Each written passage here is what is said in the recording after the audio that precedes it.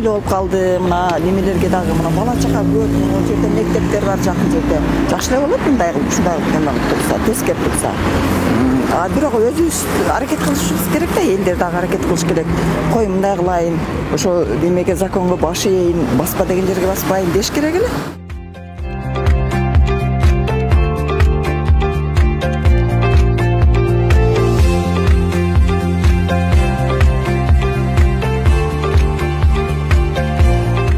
Бүгүнкү күндө Жалал шаарынын Чехова көчөсүндөгү, Нагим Айтматова көчөсүндөгү, ошол эле Бакиев көчөсүндөгү базардын айланасындагы жол тыгындар менен иш алып барып атабыз.